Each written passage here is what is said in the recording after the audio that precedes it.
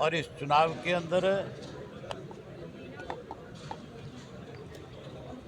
ये जो चुनाव होगा, ये चुनाव पार्टियों के बीच में नहीं है। ये चुनाव तो किसान बेनाम पूंजीपति का है। मैंने जो रिजाइन किया था वो किसान का आंदोलन कैसे मजबूत हो, कैसे पूंजीपतियों के घुटने टूटे, कैसे सरकार मजबूर हो इस बात के लिए कि जो काले कानून बनाए गए वो वापस हों, इसके लिए मैंने अपना रिजाइन किया था। और आज फिर जब ये उपचुनाव हो रहा है, इस उपचुनाव में भी इसी बात का फैसला होना है कि क्या लोग पूंजीपति के पक्ष में जाएंगे या फिर इस किसान आंदोलन को और मजबूत करने के लिए, इन 3 कृषि के काले कानूनों को ख़त्म कराने के लिए मेरे पक्ष में वोट डालेंगे। मुझे पूरा भरोसा है इलाहाबाद के मतदाताओं पे। उन्होंने सदैव जो है हमारी पार्टी को ताकत देने का काम किया और मैंने भी सदा इलाहाबाद के लोगों ने जो विश्वास मेरे ऊपर किया, उस विश्वास को कभी टूटने नहीं दिया। उनकी जो मंशा थी, जैसी वो मेरे प्रति एक सोच रखते थे, मैंने उससे 21 उनके लिए करने का काम किया।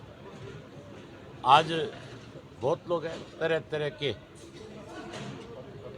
लोगों के अंदर ला करके भ्रम फैला करके वोट लेने का प्रयास करेंगे, लेकिन इलाहाबाद की जनता उनको बहुत बड़ा सबक सिखाएगी। कुछ लोग जो गाड़ी घोड़े देने की बात करते हैं, कोई पैसों की बात करते हैं, कोई गौशालाओं में जा रहे हैं, कोई मंदिरों में जा रहे हैं, जो लोगों में एक भ्रम पैदा करने की कोशिश कर रहे हैं, उन लोगों को खास तौर पे सबक इलाहाबाद के लोग सिखाएंगे। मंदिर में भी पैसा लेंगे, गौशाला में भी लेंगे, लेकिन वोट की ऐसी चोट करेंगे कि वो सारी उम्र याद रखेंगे। यहाँ बिकता नहीं, यहाँ तो जो मतदाता है वो सबक सिखाता है। अब की बार भी सबक सिखाएगा। हुड्डा ने कल कहा कि 6 महीने बाद फिर दोबारा इस्तीफा देना पड़ेगा, मैं विश्वास प्रस्ताव लेके आऊँगा। वो चुनाव क्यों लड़ रहे हैं? शैलजा ने भी जो है आप पे बार बार जो है निशाना साधा कि हुड्डा से ये पूछ लो आप एक बारी। मैंने आपसे कहा था शैलजा से पूछना ये कानून किसने बनाए। आपने कल ये बात पूछी शैलजा से, आज ही पूछी होगी। शैलजा इस बात का जवाब दे पाई? शैलजा इस बात के ऊपर अपनी सफाई दे पाई क्या? आपके प्रश्न को टाल गई। हुड्डा से भी ये पूछ लेना कि तू उस कमेटी का मेंबर था जिस कमेटी ने इस ड्राफ्ट को तैयार किया था, और तेरा लड़का 2.5 फुट के 2-2 फुट के आलू उगाने की बात कर रहा था लोकसभा में। तुम तो सबसे बड़े दोषी हो इन 3 कृषि के काले कानूनों के। नंबर 2, भूपेंद्र सिंह हुड्डा से पूछना, तू किसान का अगर हितैषी है तो फिर तू बॉर्डर पे क्यों नहीं गया? तू एक दिन भी किसी धरने में शामिल क्यों नहीं हुआ?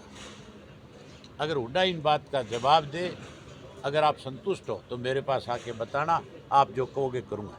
चौटाला साहब, चौधरी रणजीत सिंह बिजली मंत्री का एक बयान आया था अखबारों में कुछ दिन पहले कि आज से 15 साल पहले, 15-16 साल पहले जो इनेलो का वक्त था, आज वो इनेलो का वक्त नहीं है। उनको क्या कहना चाहेंगे?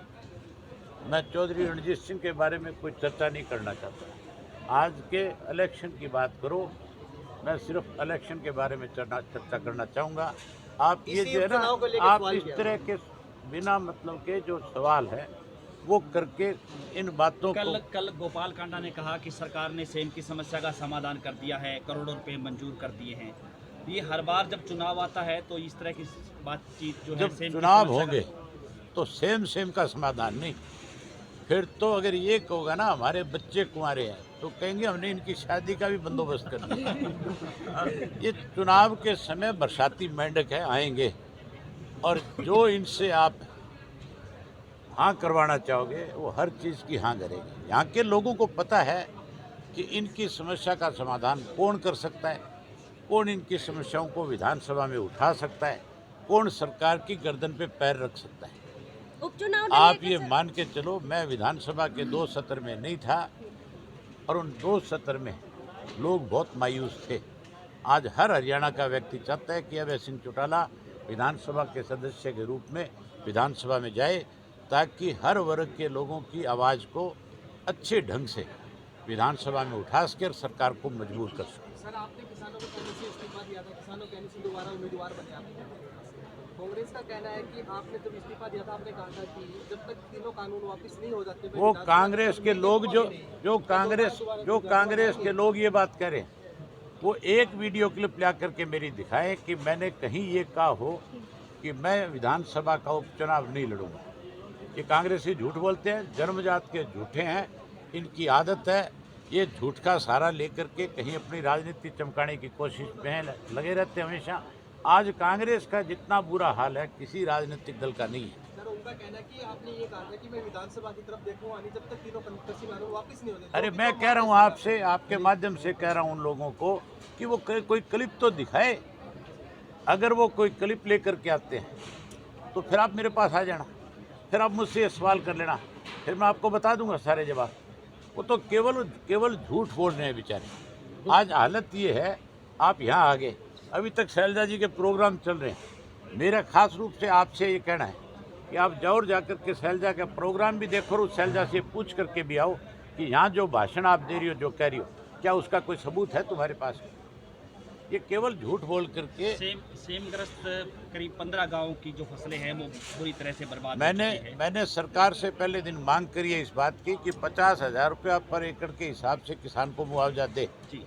और अगर ये मुआवजा नहीं देंगे तो मैं जैसे ही विधानसभा में चुन करके जाऊंगा, मेरा सबसे पहला प्रश्न ही इस बात को लेकर के होगा कि जो सेम से फसल खराब हुई, जो बारिश से फसल खराब हुई, उन किसानों की स्पेशल गिरदावरी क्यों नहीं करी तो अब उनकी गिरदावरी करके उनको उनकी फसल के पैसे दिए जाएं। गांव में स्कूलों में भी पानी भरा हुआ है, जिस तरह सकर, मंदोरी, रुपाना, बिश्नोइयाँ, गंजा रुपाना।